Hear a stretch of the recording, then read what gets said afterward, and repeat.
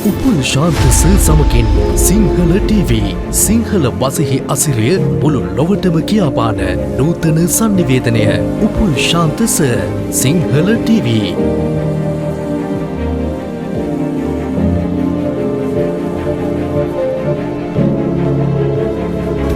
Subscribe now.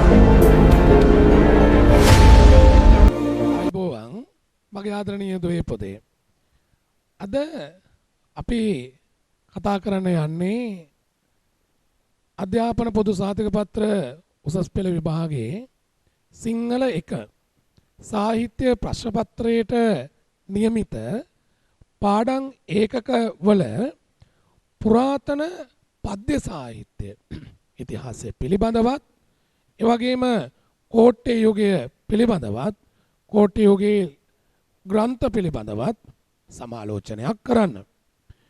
ඔබ දන්නවා යම් පුරාතන ගද්‍ය කෘතියක් හෝ පුරාතන පද්‍ය කෘතියක් ඔබ හදාරනකොට ඒකට අදාළ ඉතිහාසය යුගය පිළිබඳව ඒ යුගයේ ලියවුණු ග්‍රන්ථ පිළිබඳව ඔබ සතුව ලොකු දැනුමක් අවබෝධයක් තියෙනවා. අපි බලමු කොහොමද මේක සාකච්ඡා කරන්නේ කොහොමද කරුණු ගැලපෙන්නේ කියන එක. දැන් පුතේ ඔබ මුලින්ම ඉගෙනගත් ඔබට මතකද පුරාතන ගද්‍ය සාහිත්‍ය ඉතිහාසය අපි කතා කළා. ඔබට ඒ පිළිබඳ පුළුල් දැනුමක් පුළුල් අවබෝධයක් තියෙනවා. මුලින්ම ඔබ දැනගත යුතු කරුණු කීපයක් තියෙනවා. ඒක තමයි ක්‍රිස්තු පූර්ව 3 වෙනි සියවසේදී මිදුමහරහතන් වහන්සේ ඇතුළු දූත පිරිස ලංකාවට වැඩම කළා. උන්වහන්සේ ලංකාවට රැගෙන පාලි අටකතා පොත්. පසු කාලීනව ඒ පාලි අටකතා පොත් හෙළටුවා බවට හෙළටුවා ග්‍රන්ථ බවට පත් වුණා. නැවත පසු කාලීනව බුදුගොස හාමුදුරුවෝ මහා විහාරයේ වැඩ වෙසෙමින් ඒ හෙළටුවා නැවත වරක් පාලියට නැගුවා. දැන් ඉන් පසුව ලංකාවේ පද්‍ය සාහිත්‍යයත් ගද්‍ය සාහිත්‍යයත් ක්‍රමානුකූලව වර්ධනය වුණා දියුණු වුණා. ඒ මූලික කරුණු ටික අපි ওই විදිහට දැනගන්න ඕන. අපේ සිංහල සාහිත්‍යයේ යුග බෙදෙනවා. මට මුලින්ම යුග ටික පොඩ්ඩක් කියන්න බෑ. අනුරාධපුරය, පොළොන්නරුව, දඹදෙණිය, කුරුණෑගල, ගම්පොළ, කෝට්ටේ, සීතාවක, මහනුවර. දැන් උතනින් පස්සේ යුග දෙකක් තියෙනවා. ඒ යුග දෙක තමයි මාතර සහ කොළඹ. අපි මේ දෙක රාජ්‍ය යුග නොවන නිසා මහනුවරින් නවත්තන. සමහර දරුවන්ට ගැටලු ඇති වෙන්න පුළුවන් මොකද්ද? සර් මෙතන කෝ යාපහුව. යාපහුව රාජධානියක් වුණාට සාහිත්‍ය යුගයක් ලෙස පිළිගැනෙන්නේ නැහැ. මොකද මේ යුගයේදී පොත්පත් ලියවුන්නේ නැති නිසා. දැන් ඒ අනුව අපි පිළිගන්න යුග ටික මට කියන්න බලන්න. නැවත වරක්. දැන් අපිට මේ දාලා තියෙනවා. අනුරාධපුරය, පොළොන්නරුව, දඹදෙණිය, කුරුණෑගල, ගම්පොළ, කෝට්ටේ, සීතාවක, මහනුවර. එතකොට මෙන්න යුග ටික. මේ යුග තුල කොහොමද පුරාතන පද්‍ය සාහිත්‍ය පැවතුනේ කියලා. අපි දන්නවා ඔබ දන්නවා මේ වෙනකොට සීගිරිගි ඔබ අහලා තියෙනවා. සීගිරිය නරඹන්ට දසාතින් පැමිණි පුජ්‍යලයෝ තමන්ගේ සිතට නැගුණු සිතැඟියාවන් තමයි අර සීගිරි කුරුටුගී කියලා නිර්මාණලා තියෙනවා. පසු කාලීනව මෙය සීගිරි ගී කියලා වෙනම කෘති නිර්මාණය කරලා සාහිත්‍යයක් බවට පත් වුණා. හැබැයි අපි දන්නවා ඒක මුල්ම ඇතුනේ සිතැඟියාව. හිතවලට ආපු තමන්ගේ සිතුම් පැතුම් තමයි ඒ කුරුටු ගී වශයෙන් නිර්මාණය කළේ. ඒකම අනුරාධපුර යුගයේදී සියබස් ලකරගෙන පොත ලියනෝ කාව්‍යා දර්ශ කියන සංස්කෘත පොත මුල් කරගෙන සියබස් ලකර. සලමෙවන් පළවන සේන රජතුමා. දැන් මේ පොතේ එක්තරා තැනක තියෙනවා පෙදෙන් බුදුසිරිත බසින් වත්සිරිත් ඈ. අමතක කරන්න එපා පුතේ. පෙදෙන් බුදුසිරිත බසින් වත්සිරිත් ඈ කියලා. දැන් ඔගේ තේරුම පද්යෙන් ගද්යෙන් ලියනකොට ඒකට පොදු තේමාව තමයි බුදුසිරිත. බෝධිසත්ව චරිත බුදුසිරිත තමයි පාදක කරගන්න ඕන කියලා. ඒතර ඒ අනුරාධපුර වගේ යුග වෙනකොට ඒ කාලේ වෙනකොට භාවිත භාෂාත්මක ලක්ෂණ තමයි එකී ග්‍රන්ථවල අන්තර්ගත වුණේ. දැන් ඒ අනුව මට පැහැදිලි කළ කියන්න මුලින්ම තිබුණේ ගී ආකෘතිය.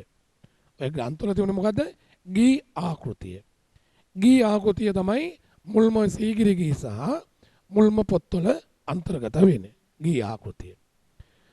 අනුරාධපුරයෙන් පස්සේ උදා වෙන යුගය තමයි පොළොන්නරු යුගය.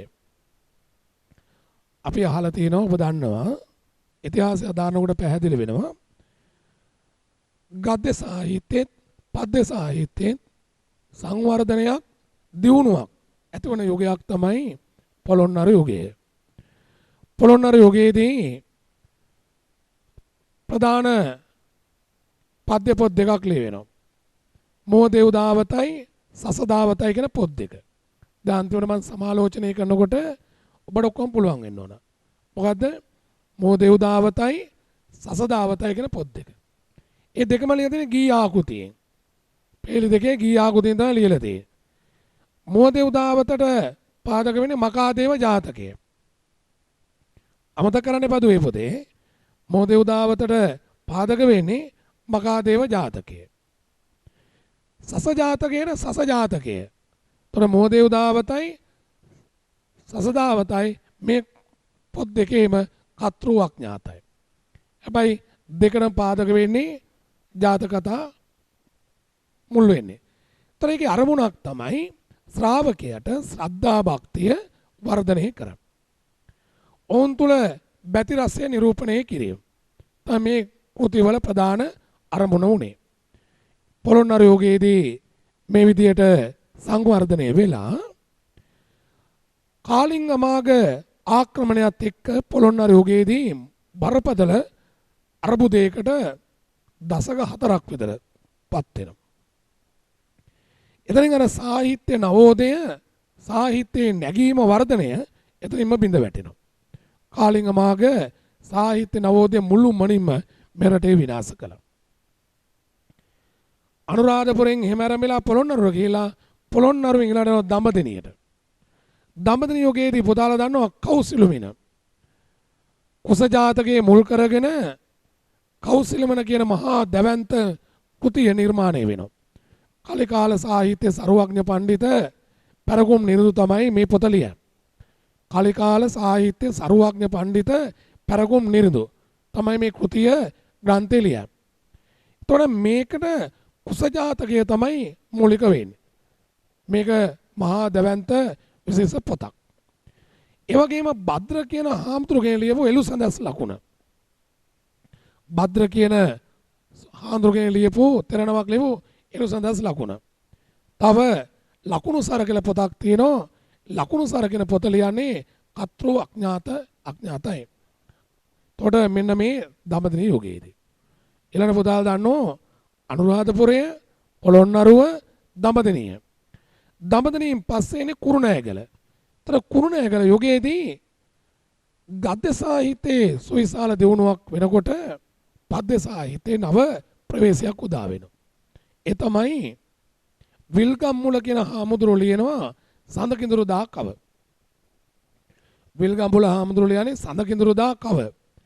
දැන් ඔබට ඉදිරියේදී බලා ගන්න පුළුවන් ඒ යුගවල ලියපු දේවල් සඳකිඳුරු දා කව ලියන කවුද? විල්ගම්මුල හාමුදුරුවෝ. මොන යුගයේද? කුරුණෑගල යුගයේ. ඔතනින් තමයි කවිය කියන එක පොදු ජනතාවට ගොඩක් සමීප වෙන්න පටන් ගන්න. කවියෙන් බණ කියන්න, ඒ වගේම මිනිසුන්ගේ ජීවිතේ සංවේදී බව ඇති වෙන්න, ඒ වගේම ගොඩක් ජන හදවත සමීප වීම පටන් ගන්නේ කුරුණෑගල යුගයේදී විල්ගම්මුල හාමුදුරුවෝ මොන පොතෙන්ද? සඳකිඳුරු දා කවේ. එතනින් මහා ජනප්‍රියත්වයක් කවියට එකතු වුණා. කුරුණෑගල යුගයෙන් පස්සේ අපි දන්නවා ඊළාට එන්නේ ගම්පල යුගයට. ගම්පල යුගයේදී අලුත් සාහිත්‍ය වපසරියක් පද සාහිත්‍යයේ සංවර්ධනයක් ආරම්භෙනෝ ගම්පල යුගයේදී. ඒ තමයි සංදේශ සාහිත්‍යය. සිංහලයේ සංදේශ ආරම්භ වෙන්නේ ගම්පොළ යුගයේදී. මයුර සංදේශයයි තිසර සංදේශය තමයි මේ යුගයේ නිර්මාණය වෙන පද්‍ය කෘති සංදේශ කෘති දෙක වෙන්නේ. මයුර සංදේශයේ කවිස්වර කියලා කිවිඳෙක්. කවිස්වර කියන කිවිඳෙක් තමයි ලියන්නේ. තිසර සංදේශයේ කතෘවඥාතයි. දැන් ගම්පොළෙන් පස්සේ උදා වෙන්නේ මොන යුගයේද? කෝට්ටේ යුගය. කෝට්ටේ යුගය කියන්නේ සිංහලේ ස්වර්ණමය යුගය, පද සාහිත්‍යයේ ස්වර්ණමය යුගය. අපි ඒවා පස්සේ කතා කරනවා. මේ යුගයේ ලියවුණා පද්‍ය කෘති බොහෝ ගණනාවක්. එකක් තමයි තොරගමේ ශ්‍රී රාහුල හාමුදුරුවෝ ලියන කාව්‍ය ශේඛරය. ඒ වගේම පරවි සංදේශය, සැල්ලේනි සංදේශය වගේ ප්‍රබල කෘති. වීදාගම මෛත්‍රී හාමුදුරුවෝ ලියන ලෝවැඩ සංග්‍රාව, බුදුගුණ අලංකාරය, දහම්ගඩ මාලාව, හංස සංදේශය වගේ ප්‍රබල පොත් ලියවෙනවා. ඒ වගේම වෑත්තෑවේ හාමුදුරුවෝ ලියන මොකක්ද? ගුත්තිල කාව්‍ය. තිලක පිරිවෙන්පති හාමුදුරුවෝ ලියන කෝකිල සංදේශය. මේ වගේ දැවැන්ත පොත්, පද්‍ය පොත් බිහි වෙන මොන යුගයේදීද? කෝට්ටේ යුගයේදී. කෝට්ටේ යුගයේ සංවර්ධනයත් එක්ක ඊළඟ උදා වෙන යුගය තමයි සීතාවක යුගය. සීතාවක යුගයේදී සිංහල ගද්‍ය සාහිත්‍යයට ආලෝකයක් නොලැබුණාට පද්‍ය සාහිත්‍යයට දියුණුවක් අත් වෙන මොන යුගයේදීද? සීතාවක යුගයේදී. සීතාවක යුගයේ පොතේ හිටියේ එකම එක කතුවරයයි. ඒ කතුවරයා තමයි අලගිය වන්න මුඛවේට්ටිය කියන පඬිවරයා. දැන් මෙතුමා ලියන මොනවද? සුභාෂිතය ඔබ අහලා තියෙනවා. සැවුල් සංදේශය, කුස්තන්තියනු හටන, ඒ වගේම දහංසොඬ කව, කුසදා කව. දැන් මෙන්න මේ කුසජාත කාව්‍ය මෙන්න මේ පොත් ටික ඔක්කොම ලියන්නේ කවුද? එකම කතුවරයයි. කවුද ඒ කතුවරයා? අලගිය වන්න මුඛවේට්ටි පඬිතුමා. ඔහු තුලින් පද්‍ය සාහිත්‍ය සංවර්ධනයක් වෙන මොන යුගයේදීද? කියන සීතාවක යුගයේ. සීතාවක යුගයෙන් පස්සේ උදා වෙන්නේ මහනුවර යුගය. ඒක තමයි සෙන්කඩගල විස්තරයයි වෙස්සන්තර කාව්‍යයයි මේ දෙකේම කතෘවඥාතයි. දැන් අපි ඔතනින් නතර වෙනවා, නුවර යුගයෙන් නතර වෙනවා. ඒතර අපි දන්නවා අනුරාධපුරයේ ඉඳලා පද්‍ය සාහිත්‍ය දියුණු වෙච්ච සහ ක්‍රමික විකාශනය තමයි ඔතනින් සිද්ධ වෙන්නේ. දැන් බගේ දුවේ පොතේ මම නවතරක් ඔය මුල් කොටස සමාලෝචනයක් කරන කටියත් එක්ක හැබැයි ඒ ටිකෙන් පස්සේ මම වලට පොදු පැවරුමක් දෙනවා. ඒ පොදු පැවරුම අනිවාර්යෙන් ලියන්න ඕන. අපි එක සැරයක් එක සමාලෝචනය කරලා බලමු. හැබැයි මේ කරුණ ටික ඔලුවට ගන්න හොඳට. අනුබුදු මිහිඳු මහරහතන් වහන්සේ ඇතුළු දූත පිරිස ක්‍රිස්තු පූර්ව 3 වන සියවසේදී මෙරට වැඩවීමත් සමගම මෙරට ශාසනික ආලෝකය වගේම සාහිත්‍ය නවෝදයත් ඇති වුණා. මිහිඳු මහරහතන් වහන්සේ ලංකාවට වඩිනකොට රැගෙන පාලි අට්ඨකථා පොත්. පසුව ඒ පාලි අට්ඨකථා පොත් හෙළටුවා බවට සිංහලට පරිවර්තනය වුණා. නැවත වරක් බුද්ධඝෝෂ හාමුදුරුවෝ මහා විහාරයේ වැඩ විසමින් එම හෙළටුවා නැවත පාලියට නැගුවා. පාලි කෘති ආශ්‍රයෙන් තමයි මෙරට ගද්‍ය පද්‍ය කෘති නිර්මාණය වීමේ කලාව නැත්නම් සංවර්ධනය මෙරටේ උදා වුණේ. ඒ යුගයේ බලපාපු මධ්‍ය සිංහල යුගයේ බලපාපු භාෂාත්මක ලක්ෂණ උපයෝගී කරගෙන තමයි මේකේ භාෂාව හැසිරුණේ. ඒ වගේම ගී ආකෘතිය, සිලෝ ආකෘතිය, සිව්පද ආකෘතියෙන් තමයි මේ පද්‍ය සාහිත්‍යයේ මහනුවර යුගයේ වෙනකොට සංවර්ධනය වුණේ. අපි දන්නවා මුල්ම යුගයේ වන අනුරාධපුර යුගයේදී අපිට මුණ ගැහෙනවා සීගිරි ගී. සීගිරි ගී වල තියෙන්නේ දසතින් සීගිර නරඹන්න ආපු මිනිසුන්ගේ හිතර නැගුණු සිතංගියාවන් තමයි ඒ සීගිරි කුරුටු ගී වල අන්තර්ගත වෙන්නේ. පසු කාලීන මේව සාහිත්‍ය බවට පරිවර්තනය වුණා, නිර්මාණය වුණා.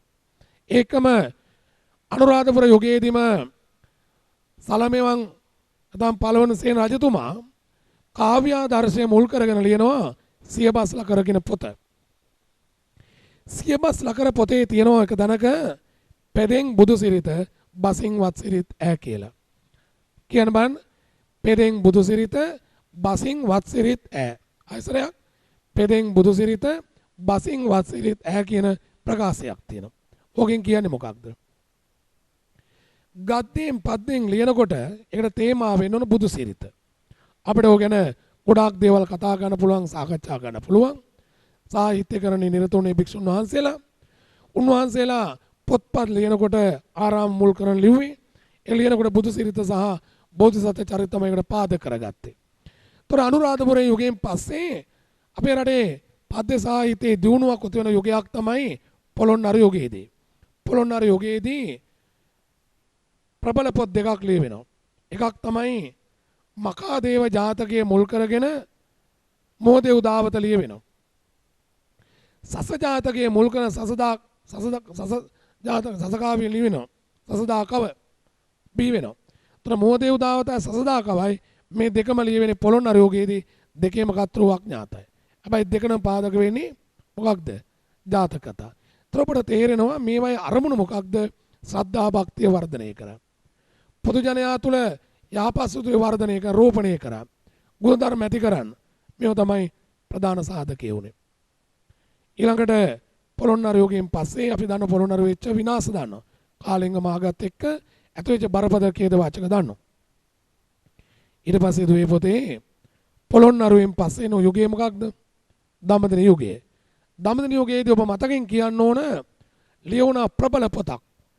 කුස ජාතකයේ පදනම් කරන ලියවුණා කෞසිලමන කියලා ප්‍රබල පොතක්. කවුද ඒක ලියන්නේ? කලිකාල සාහිත්‍ය සර්වඥ පඬිත පරගොම් නිරෝධාමික ලියම්. ඒතර ඔහු තුල පැවති දක්ෂතාවය නිර්මාණශීලී භාවය අපිට එකකින් තේරුම් ගන්න පුළුවන්.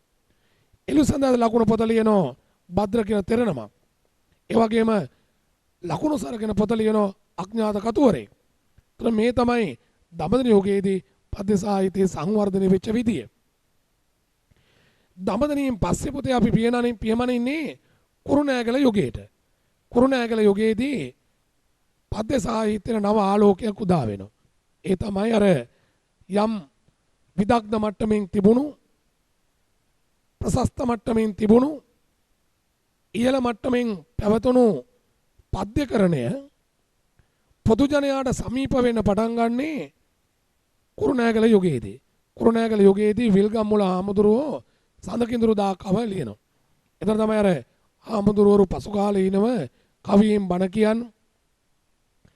පොදු ජනතාව තුළ සංවේදී බව හරහා ශ්‍රද්ධා භක්තිය වර්ධනය කරන්න මේ ගොඩක් දේවල් ආරම්භෙන්නේ සඳකිඳුරු දා කවත් එක්ක. ඊට පස්සේ පුතාලා දන්නවා කුරුණෑගල යුගයෙන් පස්සේ උදා වෙන්නේ ගම්පොළ යුගය. ගම්පොළ යුගය තවත් විශේෂ වෙනවා. පද්‍ය සාහිත්‍යයේ. ඒක තමයි සන්දේ සාහිත්‍යයේ ආරම්භය ඇති වෙන්නේ මොන යුගයේද? ගම්පොළ යුගයේදී. ඒ තමයි මයුර සංදේශයයි තිසර සංදේශයයි. මයුර සංදේශය කියන්නේ කවි ඉස්සර කියන කිවිඳෙක්. එතකොට තිසර සංදේශක අත්‍රෝවක් ඥාතයි. ඊළඟට උදා වෙන්නේ කෝට්ටේ යුගයේ. සිංහල පද්‍ය සාහිත්‍යයේ ස්වර්ණමය යුගය තමයි මොන යුගයේද? කෝට්ටේ යුගය. කෝට්ටේ යුගයේ තමයි නව පද්‍ය බිහිුනේ. නවාංග එකතු වුනේ. මේ සියලු දේවල් ආවේ කෝට්ටේ යුගයේදී. අපි ඔය වෙනම කතා කරනවා. කෝට්ටේ යුගයේ මොනවද? කීපයක් කියන්න. තොරගමේසී රාහුල හාමුදුරුවෝගේ මොකක්ද? කාව්‍යශේඛරය, සැලෙන් සංදේශය, ඒ වගේම පරවි සංදේශය වගේ ප්‍රබල නිර්මාණ බිහි වෙනවා. වැත්තෑවේ හාමුදුරුවෝ ගුත්තිල කාව්‍ය වෙනවා. වීදාග මෛත්‍රී හාමුදුරුවෝ බුදුගුණ අලංකාරය, ලෝවඩ සංගරාව, දහම්කට මාලාව ඒක මොකක්ද? හංස සංදේශය ලියවෙනවා. ඒ වගේම තිලක පිරිවෙන්පති හාමුදුරුවෝ කෝකිල සංදේශයේ ලියවෙනවා. මේ වගේ කෝට්ටේ යුගයේ පද්‍ය සාහිත්‍යයේ ප්‍රබල දියුණුවක් ඇති වෙනවා. කෝට්ටෙන් පස්සේ උදා වෙන්නේ සීතාවක යුගය. සීතාවක යුගයේදී පද්‍ය සාහිත්‍යයේ දියුණුවක් ඇති වුණාට පරිහානියක් ඇති වෙන්නේ සීතාවක යුගයේදී. සීතාවක යුගයේ ඉන්නේ බලපෑමුත් එක්ක ආරවලුත් එක්ක පොද එකම කතුවරය. ඒ කතුවරය තමයි කවුද? අලගියවන මුගවෙට්ටි. අලගියවන මුගවෙට්ටි පඬිතුමා ඕලියන මොනෝද? සුභාෂිතය, සැවුල් සංදේශය, කොන්ස්තන්තීනෝ හටන, දහම් සොනදා කව මේ පොත් ලියවෙන්නේ කවුද? අලගිය වන මුකවෙට්ටි. එතනින් පස්සේ උදා වෙන මහනුවර යුගයේ සෙන්කඩගල විස්තරයයි වෙස්සන්තර කාව්‍යය මේ දෙක ලියවෙන්නේ මොන යුගයේද? මහනුවර යුගයේදී. උතනින් සිංහල පද්‍ය සාහිත්‍යය අපි අවසන් වෙනවා. දැන් ඔබට පුළුවන් පුරාතන පද්‍ය සාහිත්‍ය ආරම්භය පිළිබඳ කෙටි සමාලෝචනයක් කරන්න. එනම් මගේ පුතේ මේ කොටසට අදාළව පැවරුම ලියා ගන්න. ඔබේ මතකෙන් හොඳට පාඩම් කරලා හොඳට හුරු වෙලා ඒ කොටස ඔබ ලියන්න ඕන මතකෙ ඔබට පුළුවන් විදිහට ලියා ගන්න. පුරාතන පද්‍ය සාහිත්‍ය ඉතිහාසය පිළිබඳව. පුරාතන පද්‍ය සාහිත්‍ය ඉතිහාසය පිළිබඳව කෙටි සමාලෝචනයක් කරා. පුරාතන පද්‍ය සාහිත්‍ය ඉතිහාසය පිළිබඳව කෙටි සමාලෝචනයක් කරා. හරි. දැන් ඒක හරිනේ පුතේ. දැන් අන්න ඒකට වෙනම හොඳට පුරුදු වෙන්න අපි ඊළඟට යමු. ඊළඟ කොටස මොකක්ද කියලා. හරි. දැන් ආදරණීය දුවේ පුතේ ඔබට පුරාතන පද්‍ය සාහිත්‍ය ඉතිහාසය පිළිබඳව දැන් ඔබට දැනුමක් තියෙනවා. දැන් අපි ඊළඟට කතා කරන්න යන්නේ අර දැන් අපි සාකච්ඡා කරපුවා කෝට්ටේ යුගයට. දැන් අපේ නියමිත පොත තියෙන්නේ කෝට්ටේ යුගයේ ගුත්තිල කාව්‍යය. ඒතර අපි පුරාතන පද්‍ය සාහිත්‍ය ඉතිහාසය ගැන දන්නෝ දැන්.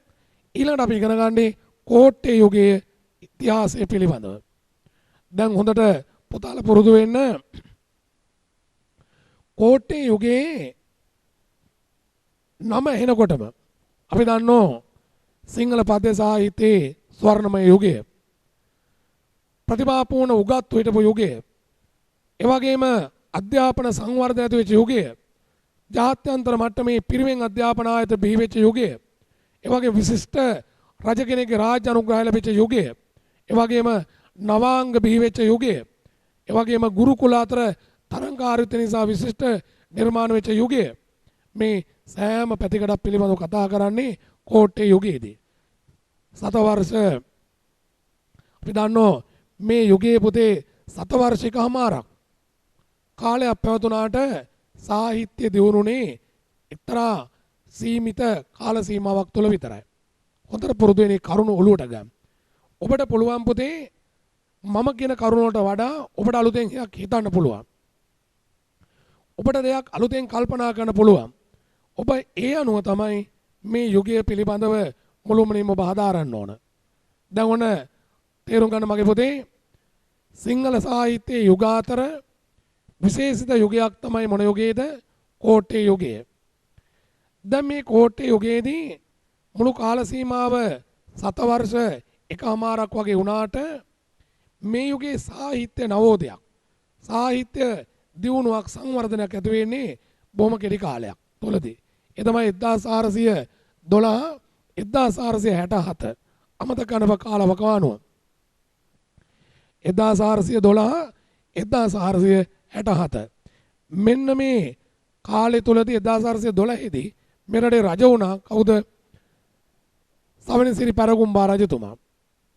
දැන් මේ රජතුමා රාජ්‍ය වීමත් සමගම ඔහු කලේ රට තුල තිබිච්ච දේශපාලන ආරවුල්, දේශපාලන කුමන්ත්‍රණ, දේශපාලන ගැටලු පුතේ මුළුමනින්ම රටෙන් තුරන් කළා.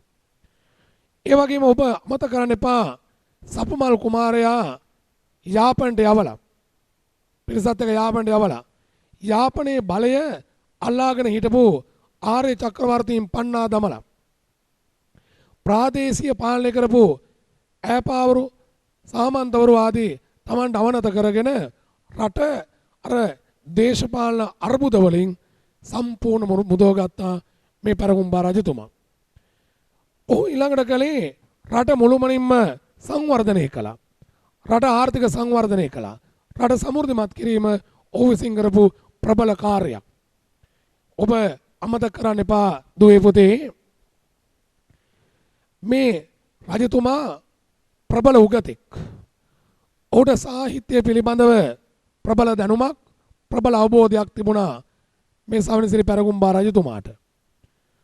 ඔහු රට සාමකාමී කරලා රට සුඛිත මුක්ත කරලා රටේ සංවර්ධනය උදා කරලා සැබෑ වූ සාහිත්‍ය පරිසරයක් ගොඩනගලා ඊට පස්සේ ඔහුට ඕන වුණේ සාහිත්‍ය පැත්ත දියුණු කරන්න. ඔහුත් ග්‍රන්ථයක් නිර්මාණය කළා. ඔහුත් ග්‍රන්ථයක් නිර්මාණය කරලා තුලින් අපිට පැහැදිලි වෙන්නේ උගත්කම ඔහු සතුව තිබුණු ආකාරය. සාහිත්‍යයට ඔහු ඇලුම් කරපු ආකාරය තමයි මේකෙන් පැහැදිලි වෙන්නේ. ඔහු ඊළඟට කළේ විසිරලා තිබුණු හිටපු උගත් පිරිස රට තුළට තමන්ගේ ප්‍රදේශයට වැඩම කළා.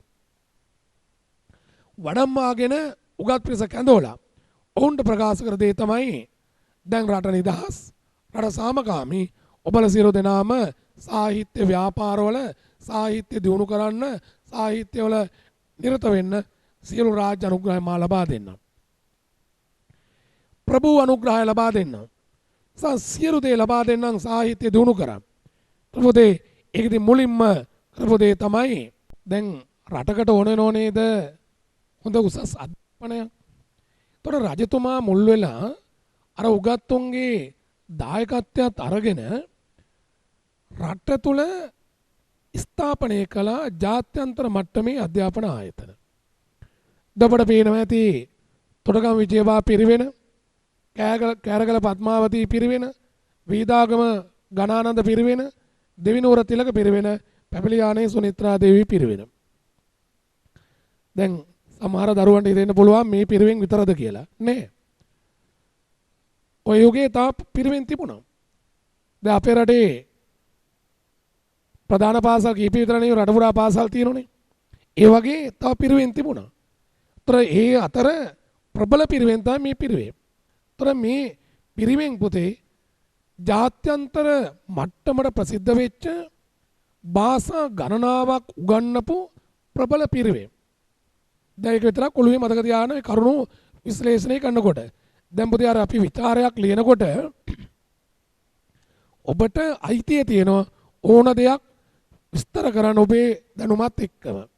දැන් ඊළඟට ඔබ බලන්න මේ යුගයේ තිබිච්ච තව ප්‍රබලම හේතුවක් තමයි ගුරුකුල අතර තරගයක් තිබුණා. ගුරුකුල අතර තරගයක්. ඒ ගුරුකුල තමයි වනවාසී හා ග්‍රාමවාසී කියන ගුරුකුල ભેදය. කෝට්ටේ යුගයේ පද්‍ය සාහිත්‍ය දියුණුවටත් කෝට්ටේ යුගයේ ගද්‍ය සාහිත්‍ය දියුණුවටත් බලපාපු ප්‍රධාන සාධකයක් තමයි මේ ගුරුකුල අතර තිබිච්ච තරගය. මොකද මේ ගුරුකුල දෙකේම නියෝජනය කළේ ප්‍රතිභාපූර්ණ මට්ටමේ උගත්තු. තොර ප්‍රතිභාපූර්ණ මට්ටමේ හිටපු උගත්තු මේ ගුරුකුල දෙකම නියෝජනය කරනකොට ඔවුන් තරගයට පොත් ලිව්වා. මේ පැත්තේ එක පොතක් ලියනකොට අනිත් පැත්තෙන් ඊට වඩා තවත් ඉහළ ගණේ පොතක් ලිව්වා. දැන් ඒකත් එක උනේ මොකද්ද? සිංහල පද්‍ය සාහිත්‍යයට විශිෂ්ට ගණේ කෘති නිර්මාණය වුණා. ඊළඟට පුතේ කෝට්ටේ යුගය ගැන කතා කරනකොට වැදගත්ම තව ලක්ෂණයක් තමයි මේ යුගයේ ඉන්නවා ප්‍රබල ගණේ උගත්තු. දැන් පුතාලට පේනවා කෝට්ටේ යුගයේ මේ ප්‍රබල ගණේ උගත්තු තමයි කෝට්ටේ යුගයේ සාහිත්‍ය නවෝදය කෝට්ටේ යුගයේ සාහිත්‍ය ආලෝකය ඇති කළේ. දැන් ඒ කවුද උගත්තු? එක්කෙනෙක් තමයි සත්භාෂා පරමේශ්වර තොටගම්බීසිරි රාහුල හාමුදුරුවෝ. තොට රාහුල හාමුදුරුවෝ තමයි මෙහෙව්වේ තොටගම් විජයබා පිරිවෙන. තොරවලට තේරුම් ගන්න පුළුවන් මොකද තර්ක කරන්න පුළුවන්. තොරේ පිරිවෙන මොන වගේ ඉහළ තැනක තියෙන්න ඕනද? එතනින් බිහි වෙච්ච ශිෂ්‍ය මොන වගේද? තොට මොනතරම් උගත් පරපුරක් මේ යුගයේදී බිහි වෙන්නේ නැද්ද කියලා ඔබට තේරුම් ගන්න පුළුවන්. ඊළඟට තවත් ප්‍රබල උගත් තමයි වීදාග මෛත්‍රී හාමුදුරුවෝ. ඒ වගේම වෑත්තෑවේ හාමුදුරුවෝ, තිලක පිරිවෙන්පති හාමුදුරුවෝ, ඊට සිද්ධාර්ථ විමලකීර්ති හාමුදුරුවෝ, ශ්‍රී රාමචන්ද්‍ර භාරතී නන්නෝරු තුනයා ශ්‍රී පරාක්‍රම බාහු රජතුමා. දැන් මේ කටේ තමයි කෝට්ටේ යුගයේ හිටපු ප්‍රබල ගණේ උගත්තු ටික. ඒතර මේ උගත්තුන්ගෙන් තමයි මේ යුගයේ ප්‍රබල ලෙස දියුණුනේ. ඊළඟට මේ යුගයේ ඇතිවෙච්ච සාහිත්‍ය විවිධාංගීකරණය. ඒතර මම වලට ගුවා අනුරාධපුරය, පොළොන්නරුව, දඹදෙණිය, කුරුණෑගල, ගම්පොළ. එතකොට මෙහෙම එනකොට අනුරාධපුරය, පොළොන්න, දඹදෙණිය, කුරුණෑගල, ගම්පොළ ඊට පස්සේ කෝට්ටේ. එතකොට කෝට්ටේට එනකම් පටලව නම් ගන්න එපා මගේ පුතේ. පොදම මේ සමාලෝචනය කරනකොට ඒකෙන් ඔබ තේරුම් ගන්න ඔබට වැඩි විස්තර මම ඕකේ වෙනම ඔබට දීලා දෙන නිබන්ධනය තුළ දාලා තියෙනවා. වැඩි විස්තර. ඒතර මේකෙදි ඉගෙන ගන්න ඕන මොකක්ද? මේ යුගයේ මම ගොනේ අනුරාධපුරයේ ඉඳලා ගම්පොළට එනකම් යුග කීයක් තියෙනවද හදලා බලන්න.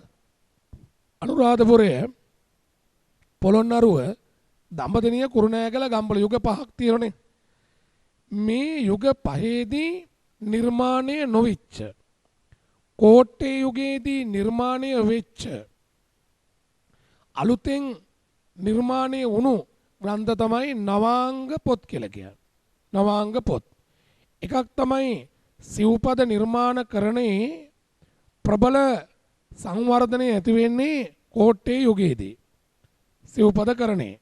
එතකොට මේකෙදි බලන එකක් තමයි පුතේ මහා කාව්‍ය ග්‍රන්ථ බිහිවීම. මහා කාව්‍ය ග්‍රන්ථ බිහිවීම. කෝට්ටේ යුගයේ. ඒතර මහා කාව්‍ය ග්‍රන්ථයක් තමයි කාව්‍ය ශේඛරය. මහා කාව්‍ය ග්‍රන්ථය කාව්‍ය ශේඛරය. ඒතර මේ පොත ලියන්නේ සත්භාසා පරමේශ්වර තොටගමේ ශ්‍රී රාහුල හඳුන්වන මේ පොත ලියන්නේ. ඒතර මේ පොත පාදක වෙන්නේ සත්වබත්ත ජාතකය. සත්වබත්ත ජාතකය. ඒතර මේක ප්‍රබලම කෝට්ටේ යුගයේ ලියවුණු අති ප්‍රබල නිර්මාණ කෘතියක් තමයි මේ කාව්‍ය ශේඛර පොත. ඊළඟ දෙවෙනි එක තමයි ප්‍රශස්ති කාව්‍ය බිහිවීම. ඒතර මේ වෙනකන් ඔය යුග 5ේම ප්‍රශස්ති කාව්‍ය තිබුණේ නැහැ. එහෙනම් දුවේ පුතේ හොඳට තේරුම් ගන්න ඔය පෙරකුම්බා සිරිත තමයි කතෘ අඥාත පෙරකුම්බා සිරිත තමයි මේ යුගයේ ලියවුණු ප්‍රබලම ප්‍රශස්තියක තියෙන සිලෝ ආකෘතියේ. පොදාලා අහලා තියෙද අංග මංගජ මංගලෙන් වැඩි බිංගමේ මුනිපා කමල් වට. ତර ඔහොම තියෙන ඔය පෙරකුම්බා සිරිතේ. දැන් ඒක එකක් තමයි අර ප්‍රශස්ති වර්ණාවක් සවනසිරි පෙරකුම්බා රජතුමා පිළිබඳව උසස් ලෙස වර්ණනා කිරීම තමයි ප්‍රශස්ති ගායනා කිරීමක් තමයි මේ නිර්මාණයෙන් සිද්ධ වෙන්නේ. නම් ඔය වගේ නිර්මාණයක් පළමුවට බිහි වෙන්නේ මොන යුගයේද? කෝට්ටේ යුගයේදී. ඔබේ වගේ අර දල සටහන තිබ්බන් හරි. එක මොකක්ද? මහා කාව්‍ය ග්‍රන්ථ බිහිවීම. පොත මොකක්ද? කාව්‍ය ශේඛරය. කවුද ලියන්නේ? සත්භාසා පරමේශ්වර තොටගමේ ශ්‍රී රාහුල හාමුදුරුවෝ. ඊළඟට ප්‍රශස්ති කාව්‍ය බිහිවීම මොකද පොත? පෙරකුම්බා සිරිත. පොතේ නමත් එක මතක තියාගන්න. පෙරකුම්බා සිරිත. එතකොට ඒක කවුද ලියන්නේ? කතෘ අඥාතයි. ඒක මොකද? ප්‍රශස්ති වර්ණා තුලත් කෘතියක්. ඊළඟට විශේෂ පොත මොකද්ද? සිලෝ කාව්‍ය බිහිවීම. සිලෝ කාව්‍ය බිහිවීම. තොර ඒක තමයි එළු සිලෝ සතකය. ඊළඟට උපදේශ කාව්‍ය බිහිවීම. ඔන්න පළමු වරට කෝට්ටේ යුගයේ තමයි පොතේ උපදේශ කෘති බිහි වෙන්නේ. තොර මේ පොත තමයි ලෝවැඩ සංග්‍රහව. කවුද ලෝවැඩ සංග්‍රහව ලියන්නේ? වීදාගම මෛත්‍රිය හිමියන් තමයි ලෝවැඩ සංග්‍රහව ලියන්නේ. තොර මේක උපදේශ කාව්‍යයක්. උපදේශ ග්‍රන්ථයක්. උපදේශ දීම අරමුණු කරගෙන ඔබ දන්නවර සෙත් සිරි දෙන මහ ගුණ මොහොදානං කවියෙන් පටන් අරගෙන උපදේශ කියාපෑමේ අරමුණින් යුක්තව නිර්මාණය වුණු ප්‍රබලම ග්‍රන්ථයක් තමයි ලංකාවේ උපදේශ ආයතන අදාළ ලෝවැඩ සංග්‍රහව. දැන් එකෙන් පස්සේ තමයි සුභාසිතේ වගේ සීතාගුගේ ලියවෙන්නේ. දැන් දැනුම හොඳට ඔළුවේ තියාගන්න. ඊළඟ පුතේ භක්ති කාව්‍ය බිහිවීම. කෝට්ටේ යුගයේ තියෙන තවත් විශේෂත්වය භක්ති කාව්‍ය බිහිවීම. ඒ භක්ති කාව්‍ය ග්‍රන්ථය තමයි බුදුගුණ අලංකාරය. ඒතර බුදුගුණ අලංකාරය ලියන්නේ මේ යුගයේ හිටපු අර වීදාග මෛත්‍රී හාමුදුරුවෝ තමයි. ඒතර උන්වහන්සේ තමයි ලෝවැඩ සංග්‍රහව ලියන්නේ. ඒ වගේම බුදුගුණ අලංකාරය ලියන්නේ. ඒතර මේවා ප්‍රබල ගණේ පොත් බුදුන් වහන්සේ පිළිබඳව ගුණ ගායනා කරන බමුණන් උපහාස ලක් කරන බමුණු සමය උපහාස කිරීම මේ වගේ ප්‍රබල කරුණු අන්තර්ගත බැති කාව්‍යයක් මේක. භක්තිය දනවන බැති කාව්‍ය ග්‍රන්ථයක් තමයි බුදුගුණ අලංකාරය. එතකොට මේ පොතත් මේ යුගයේ ඇති වෙන ඉතා ප්‍රබල භක්ති කාව්‍ය ග්‍රන්ථයක්. ඊළඟට ඛණ්ඩ කාව්‍යයක් බිහි වෙනෝ. ඛණ්ඩ කාව්‍ය තමයි මේ යුගයේ හිටපු ප්‍රබලම නිර්මාණකරුවෙක් තමයි කවුද? වෑත්තෑවේ හාමුදුරුවෝ. දැන් අපි පිළිගන්නවා සිංහල සාහිත්‍යයේදී සඩ්බාසා පරමේශ්වර තොටගමේසී රාහුල හාමුදුරන්ගේ ශිෂ්‍යයෙක් තමයි වෑත්තෑවේ හාමුදුරුවෝ. එතකොට මේ වෑත්තෑවේ හාමුදුරුවෝ තමයි ගුත්තිල ජාතකයේ පදනම් කරගෙන කවි 511කින් යුක්තව මේ ගුත්තිල කාව්‍ය නිර්මාණය කරන මේක ඛණ්ඩ කාව්‍යයක්. මහා කාව්‍ය ලක්ෂණ යම් ප්‍රමාණයක් අන්තර්ගත වෙන කෘතියක්. මේ ලංකාවේ බිහි වෙච්ච නිර්මාණය වෙච්ච අතිවිශිෂ්ටතම කෘතියක් තමයි ගුත්තිල කාව්‍ය පොත. ඊළඟට නිගණ්ඩු කාව්‍ය බිහිවීම. ඔය වචන පිළිබඳව කාව්‍ය ක්ෂේත්‍ර දාලා වචන පිළිබඳව වචන මාලා පිළිබඳ ලියවනු කෘතිය තමයි ඔය නාමාවලිය රුවන්මල. ඊළඟට ගී කාව්‍ය බිහිවීම කවුලකුණු මිනිමල. දැන් මේ වගේ විවිධ ග්‍රන්ථ විවිධ කෘති බිහි වෙනව මොන යුගයේද? කෝට්ටේ යුගයේදී. ඒතර ඔබ ඒවා හොඳට තේරුම් ගන්න. ඊළඟ පුතේ වැදගත්ම දේ තමයි කෝට්ටේ යුගයේදී තව අංශයක් දිනුනන ඒ අංශය තමයි සංදේශ සාහිත්‍යය. සංදේශ සාහිත්‍යයේ ස්වර්ණමය යුගය තමයි මොන යුගයේද? කෝට්ටේ යුගය. ගම්පලයන් ආරම්භෙනෝ කෝට්ටේදී දැවැන්ත ලෙස දියුණු වෙනවා. දැන් සංදේශකාවේ පහ පිළිවෙලට තේරුම් ගන්න ඕන. පිළිවෙලට පරවි සංදේශය, කෝකිල සංදේශය, සැලලිනි සංදේශය, ගිරා සංදේශය, හංස සංදේශය. ඒ පිළිවෙලයි වැදගත් වෙන්නේ පුතේ. දැන් මට ආයෙ පිළිවෙල කියන්න.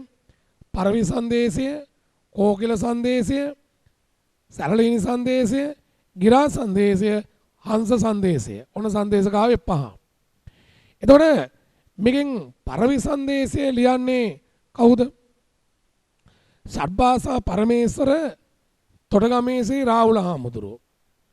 ඊළඟට පරවි සංදේශය පස්සේ උන්වහන්සේ ලියනවා සැලලිනි සංදේශය කෝට්ටේ යුගයේ ලියවෙන සංදේශ වලින් කෙටිම ගමන් මාර්ගයක් වගේම අඩුම කවි ගානක් තියෙන සංදේශය තමයි සැලලිනි සංදේශය. ප්‍රතිභාපූර්ණ කවි යුගයේ උසස්ම නිර්මාණයක් තමයි සැලලිනි සංදේශය. තර මේ දෙකම ලියන්නේ තොටගමේසී රාහුල හාමුදුරුවෝ. දැන් මේකේ විශේෂත්වයක් තියෙනවා. කාව්‍ය ශේඛරයේ පොතයි ඒ වගේම පරවි සංදේශයයි ඊළඟ මොකක්ද? සැලලිනි සංදේශය. මේ පොත් තුනම ගත්තොත් මේ පොත් තුනමට මුල් වෙන්නේ සවනසිරි පෙරගුම්බා රජුරන්ගේ උලකුඩේ දේවිය ඒ වගේම චන්ද්‍රවතී දුව. උලකුඩේ දේවිය චන්ද්‍රවතී කියන දේවිය. ඒ රජ කුලයේ මුල් කර රජ පරපුර මුල් කරගෙන තමයි මේ ග්‍රන්ථ නිර්මාණය වෙන්නේ. තොර දරුවෙක් ලබා දෙන්න, සැමියෙක් ලබා දෙන්න, පුත්‍රෝණක් ලබා දෙන්න, ඒ වගේ ඉල්ලීමක් අනුව බණ ඇසීමේ අරමුණින් තමයි මේ රාහුල හාමුදුරුවෝ ලියන්නේ. අපි දන්නවක රසබර කතාවක් තියෙන මොකක්ද? තොටගමේසී රාහුල හාමුදුරුවෝ පොඩි කාලේදී තමන්ගේ පියා රජතුමාගේ යුද සෙනවියෙක් යුද්ධෙදී මියදිනවා. පස්සේ රජතුමා මේ රාහුල හාර පොඩි කාලේ එක තමන්ගේ අම්මා අන්තපුරයට යොදා ගන්නවා. මේ රාහුල හාමුදුරුවෝ හැදෙන්නේ පොඩි කාලේ රජවාසල ඇසුරේ. රජතුමාගේ දරුවෙක් වගේ තමයි හැදෙන්නේ. තොට උලකුඩේ දේවිය චන්ද්‍රවතී මේ සහෝදරියෝ වගේ තමයි හැදෙන්නේ. තොර ඒ ආශ්‍රිතව තමයි රජ කුලයේත් එක්ක රජවාසලත් එක්ක බැඳියාවෙන් තමයි සියලුම ග්‍රන්ථ නිර්මාණය කරන්නේ. ඒක බොහොම විශේෂිත දෙයක්. ඒ වගේම පුතේ මේ යුගයේ ලියන ඊළඟ පොත තමයි කෝකිල සංදේශය. දැන් කෝකිල සංදේශය ගත්තොත් කෝකිල සංදේශය ලියන්නේ තිලක පිරිවෙන්පති හාමුදුරුවෝ. තිලක පිරිවෙන්පති හාමුදුරුවෝ තමයි කෝකිල සංදේශය ලියන්නේ. ඒතර තිලක පිරිවෙන්පති හාමුදුරුවෝ මේ කෝකිල සංදේශයේ දිගම ගමන් මගක් තියෙන. දිගම ගමන් මගක් තියෙන ඒ වගේම වැඩිම කවි ප්‍රමාණයක් තියෙන සංදේශය තමයි කෝකිල සංදේශය. ඊළඟ පොතේ කෝට්ටේ යුගයේ හතරවෙනි ලියන්නේ ගිරා සංදේශය. ස්වභාව සෞන්දර්යයෙන් අපූර්ව ඒ වගේ සුන්දර ගමන් මාර්ගයක් තියෙන ඒ වගේම මුහුදු වෙරළ ආශ්‍රිතව දිවෙන සොඳුරු චමත්කාරම අසිරියක් දහපාන සංදේශයක් තමයි ගිරා සංදේශය. ඒතර ගිරා සංදේශයේ කර්තෘවරයා කවුද? අඥාතයි. කර්තෘවරයා අඥාතයි. එතකොට අපි දන්නෝ සංදේශ සාහිත්‍ය නවාංග ගොඩක් එකතු කරපු සාහිත්‍යයක් තමයි ගිරා සංදේශය. ඒතර ගිරා සංදේශයේදී අපි දකිනෝ ඒක අර දෙවියන්ට තමයි මෙච්චර දවස් සංදේශය යවුවේ. දෙවියන්ට නෙවෙයි යවන්නේ පැවිදි හිමි නමක් වෙත යවන. එතෙන්දී මේකෙදි කාරණා ගොඩක් වෙනස් වෙනවා. අලුත් වර්ණනා තියෙනවා. විරිත් වැඩි ප්‍රමාණයක් භාවිත කරනවා. ඒතර මේ වගේ විශේෂිත බවින් පිරුපු මේ නිර්මාණය ලියලා තියෙන්නේ තොටගමේ සී රාහුල හාමුදුරුවෝගේ ශිෂ්‍යෙක් කියලා තමයි පිළිගන්නේ. ඒතර මේ ගිරා සංදේශය ලිවීමත් එක්කම ඒ කාලවකවානුවේ ඒකට තරඟට ලියපු ඒකට ප්‍රතිඋත්තරයක් වශයෙන් ලියපු ඊළඟ කෘතිය තමයි වීදාගම මෛත්‍රී හාමුදුරුවෝ ලියන හංස සංදේශය. ඒතර මේ කෘති දෙකම බොහොම තරංකාරීත්වයෙන් ලියවෙන. ඒතර මේ විදිහට බලනකොට කෝට්ටේ යුගයේ ගත්තොත් පද්‍ය සාහිත්‍යයේ මොනතරම් අපූර්ව මොනතරම් විශිෂ්ටම පොතක්ද කියලා තේරුම් ගන්න පුළුවන් ඔබට. ඒ වගේ මේ යුගයේ තව විශේෂ කෘතියක් මතක තියාගන්න දහම් ගැට මාලාව කියන පොත.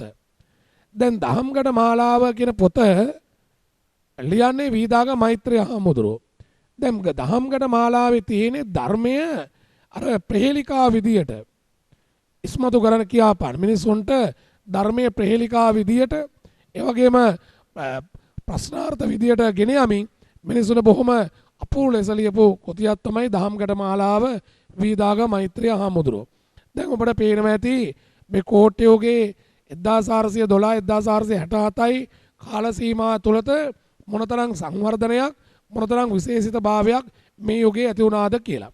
දැන් එහෙනම් ආපහු මුල ඉඳලා පැවරුම දෙන්නට පෙර මුල ඉඳලා මගේ දුවේ පුතේ අපි පොඩ්ඩක් බලමු මේ යුගයේ කොහොමද පැවතුනේ කියලා කෝට්ටේ යුගයේ කියලා. දැන් මට ආපහු සමාලෝචනයක් කරන්නකෝ කොහොමද ඉන්නේ? අනුරාධපුරයේ පොළොන්නරුව දඹදිවේ කුරුණෑගල ගම්පොළ යුග පහෙන් පස්සේ තමයි උදා වෙන්නේ මොන යුගයේද? කෝට්ටේ යුගයේ. කෝට්ටේ යුගයේ කාල සීමාව සත වර්ෂයකමාරක් විතර වුණාට අවුරුදු 150ක් විතර වුණාට හැබැයි සාහිත්‍ය දියුණු වෙන්නේ සාහිත්‍ය සංවර්ධනය ඇතුලේ බොහොම කෙටි කාලය. කවුද රජ වෙන්නේ 1412 රජ වෙනෝ සවනසිරි බිම්බා රජතුමා සවනසිරි පෙරගුම්බා රජතුමා.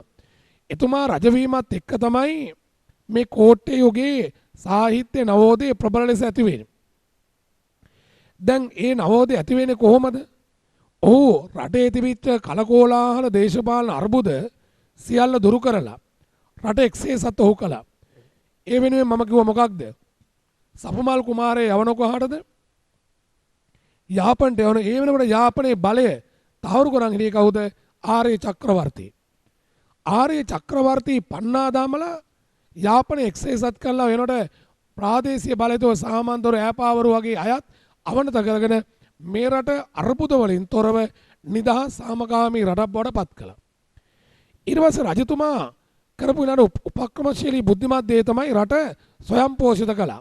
ආර්ථික සමෘද්ධිය ඇති කළා. රට තුල බොහොම නිදහස් සාමකාමී වාතාවරණය උදා කරලා රජතුමාත් හොඳ උගතෙක්. රජතුමාට ඕන වුණා රට තුල හොඳ සාහිත්‍ය සංවර්ධනයක් ඇති කරා. ඔහු කරන්නේ මොකද්ද? අර රට තුල අස්ථාවර බව තියේදී වනගත වෙච්ච විදේශගත වෙච්ච උගත් භික්ෂුන් වහන්සේලා සහ ගිහි පඬුවරු එක්තැනට රැස් කළා. රැස් කළා රජතුමා මොකද කිව්වේ? දැන් රට සමෘද්ධිමත් රට සාමකාමී බවින් පවතිනවා. සාහිත්‍ය දිනු කරන්න පෙළඹෙන්න. සාහිත්‍ය සංවර්ධනය කරන්න. සාහිත්‍යයේ උන්නතිය වෙනුවෙන් කටයුතු කරා. එතකොට මේ ඔක්කොම එකඟ වෙලා ඉස්සෙල්ලම කලේ අර උගත්තුන්ගේ දායකත්වයෙන් යුක්තව කලේ මොකද? රට පුරා ප්‍රබල පිරිවෙන් ආයතන ඇති කළා. තොටගම විජයබා පිරිවෙන වගේ වීදාගම ගණාන්ද පිරිවෙන වගේ ප්‍රබල පිරිවෙන් ආයතන ඇති කළා. ඊට පස්සේ මේ පිරිවෙන් ජාත්‍යන්තර මට්ටමේ ශිෂ්‍යෝ ඉගෙන ගත්තා. භාෂාවන් 6කට වඩා ඉගෙනුවා. ජාත්‍යන්තර භාෂාවන් ඉගෙනුවා. ආයුර්වේද විද්‍යාපව ඉගෙනුවා මේවයි. මහා ජාත්‍යන්තර ප්‍රමිතිකරණ යුක්ත පිරිවෙන් මේවා. මහා ශ්‍රේෂ්ඨ උගතුමියන් බිහි වුණා. ඒතර මේ යුගයේ ප්‍රබල උගත්තු හිටියා සර්භාෂා පරමේශ්වර තොටගමේසී රාහුල හාමුදුරුවෝ වගේ, වීදාගම මෛත්‍රී හාමුදුරුවෝ වගේ, වෑත්තාවේ හාමුදුරුවෝ වගේ, තිලක පිරිවෙන්පති හාමුදුරුවෝ වගේ ප්‍රබල උගත්තු මේ යුගයේ හිටියා. ඒ වගේ මං ගෝවා වනවාසී සහ ග්‍රාමවාසී ගුරුකුල ભેදයක් තිබුණා. ඒ ගුරුකුල ભેදයත් එක්ක දැවැන්ත ලෙස සාහිත්‍ය දියුණුවක් සංවර්ධනයක් ඇති වුණා මේ ගුරුකුල ભેදත් එක්ක. ඒ වගේම මේ උගත්තු ප්‍රතිභාපූර්ණ මට්ටමේ උගත්තු. ඒතර ඊළඟ කරුණ තමයි මේ යුගයේ ඒ වෙනකොට සිංහලට ඇතු වෙලා නොතිබිච්ච නිර්මාණය නොවිච්ච නවාංග සමුදායක් බිහි වුණා. මං ගුවා මහා කාව්‍ය, ඛණ්ඩ කාව්‍ය, උපදේශ කාව්‍ය වගේ පොත් මේ යුගයේ වගේ භක්ති කාව්‍ය වගේ පොත්, ප්‍රශස්ත කාව්‍ය වගේ පොත් මේ යුගයේ ලිය ප්‍රබල පොත්. තර මේ යුගයේ මහා දැවැන්තල සිදුවන තවත් අංශයක් තමයි සංදේශ සාහිත්‍යය. තර සංදේශ සාහිත්‍යයේ ස්වර්ණමය යුගය තමයි කෝට්ටේ යුගය. තර මෙන්න මේ විදිහට ගන්නකොට පොදුවේ සිංහල සාහිත්‍යයේ ස්වර්ණමය යුගය තමයි කෝට්ටේ යුගය. එනම් මගේ දුවේ පුතේ ඔබට හදාරන්න ඔබට ලබා දීලා දෙන නිබන්ධනය තුළ ඒ යුගයේ එක් එක් පොත් පිළිබඳව තියෙනවා. ඒ පොත්වල මොනවද අන්තර්ගත වෙන්නේ? කවුද කතුවරයා? කවි ප්‍රමාණය? ඒ පිළිබඳව ඔබට වැඩි විස්තරයක් ඔය කෘතියෙන් කියවන්න පුළුවන්. දැන් එහෙනම් මම ඔබට ඒවත් කියලා දල සටහනක් අරගෙන මම ඔබට පැවරුමක් දෙනවා. ඒ පැවරුම පුතේ ලියා ගන්න. ලියා ගන්න කෝට්ටේ යුගයේ පද්‍ය සාහිත්‍යයේ නවෝදය පිළිබඳව. කෝට්ටේ යුගයේ පද්‍ය සාහිත්‍යයේ නවෝදය පිළිබඳව. කෝට්ටේ යුගයේ පද්‍ය සාහිත්‍යයේ නවෝදය පිළිබඳව නිදසුන් සහිත විමර්ශනයක් කරන්න.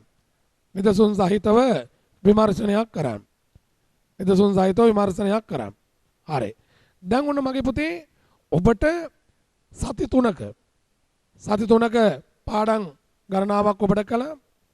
දැන් ඔබ දන්නෝ පළවෙනි සතියේදී ඔබට අනුරූප වචන සංයෝගය කළා. ඒක ලොකු පාඩමක්. ඒකෙන් ඔබට පැවරුමක් තියෙනවා. ඊටු ටික ඔක්කොම ඔබ කරන්න ඕන. ඔබට නැවත වරක් මම ඒවා කොහොමද ගත්තේ? මොකක්ද විදිය? එකින් එක පුතේ ඔබ හැදෑරුවට පස්සේ මම ඔබට කියලා දෙනවා. මොකද මම මේකේ උත්තර ටික ඕන ඔබ උත්තර ටික සලකුණු කරගන්නවා. ඒතර ඔබට කරන අභ්‍යාසයක් නැති වෙනවා. ඔබ තනියෙන් හදාරලා බලන්න ඕන කොහොමද කියලා. ඒතර ඒව ගන්නෙ කොහොමද කියලා. දෙවෙනි එකේදී ඔබට මම කියලා දුන්නා නිවැරදි රචනා ලියන්නේ කොහොමද? ඒ රචනාවක් ලියනකොට අනුගමනය කරන්න ඕන දේවල් මොනවද? ඒ වගේම අපි අත්හළ යුතු දේවල් මොනවද කියන කාරණා කියලා දුන්නා. ඒ වගේම ඔබට පහසු එක රචනාවක් දුන්නා නූතනට ගලපලා ලියන්න. මොකද්ද? පොල් ගහගෙන. පොල් වගා සම්බන්ධව. ඊට පස්සේ ඔබට වර්තමානයේ තියෙන ප්‍රබල රචනා මාතෘකාවක් කියලා දුන්නා. ගෝලීය වසංගත නිසා ගෝලීය අර්බුද පිළිබඳව. ඔබට ඒ කරුණු අරගෙන වචන 300 350 ඔබ රචනා ටික ලියන්න පුළුවන්. ඊට පස්සේ ඔයගේ ආදර්ශ රචනා 12ක් තියෙනවා. ඒතර ඒ ආදර්ශ රචනා 12ත් ඔබ ලියන්න වෙනවා. හැබැයි ඔබට මම නිකන් ලියන්න දෙන්නේ රචනාවෙන් රචනාවට මම ඔබට කියලා දෙනවා. මොනවද එන්න ඕන කරුණු මොනවද අන්තර්ගත වෙන කරුණු කියලා ඔබට මම කියලා දෙනවා. හැබැයි රචනාවල ලියන්නේ ඔබ කරුණු ටික මම කියලා දෙනවා. ඒ වගේම ඔබට ওই නිබන්ධනාංක 2 තුලදී ඔබට තව ප්‍රබල රචනා දෙකක කොටස් කරලා කරුණු දාලා සියලු දේ ඔබට අන්තර්ගත කරලා තියෙනවා. ඒ දිහා බල ඔබට රචනා දෙක ලියන්න සිද්ධ වෙනවා. තුන්වෙනි සතියේදී ඔබට කලා කොටස් දෙකක් තමයි පුරාතන පද්‍ය සාහිත්‍ය ඉතිහාසය පිළිබඳව ඔබට සමාලෝචනයක් කළා. ඔබට මේ පැවරුම තියෙනවා කරන්. ඊළඟට තියෙනවා කෝට්ටේ යුගයේ පද්‍ය සාහිත්‍ය පිළිබඳව සමාලෝචනයක් කළා. ඒ යුගයේ පිළිබඳව සහ පද්‍ය කෘති පිළිබඳව සහ උගත්තු පිළිබඳව පුළුල් විමර්ශනයක් කළා. ඔබට ඒ පිළිබඳ ඔබට දුන්න පැවරුමක්. ඔබ ඒකත් කරන්න ඕන. එහෙනම් මගේ දුවේ පුතේ ඔන්න ඔය ටික ඔබ කරන්න. ඊට පස්සේ අපි නැවත තියෙන්නේ ඔබට 4 සතර දාලා තියෙන කෙටි කතා. ඒතර කෙටි කතා පිළිබඳව කෙටි කතා කියන්නේ මොකක්ද? කෙටි කතා ලක්ෂණ කොහොමද? ඒ වගේම කෙටි කතා පිළිබඳව කොහොමද අපි විමසීමක් කරන්න කියන එක ඊළඟ කොටසදී අපි කරනවා. එහෙනම් මගේ ආදරණීය දූල පුතාලා හොතර ඔය පොත අරගෙන පොතේ තියෙන කරුණු නිරන්තරයෙන් අධ්‍යයනය කරන්න. ඔය පොත එක සැරයක් බලලා පැත්තක දාන්න එපා. නිරන්තරයෙන් හොඳට අධ්‍යයනය කරන්න ඕන. එහෙනම් මගේ ආදරණීය දූල පුතාලට හැමදෙනාටම බුදු සරණයි.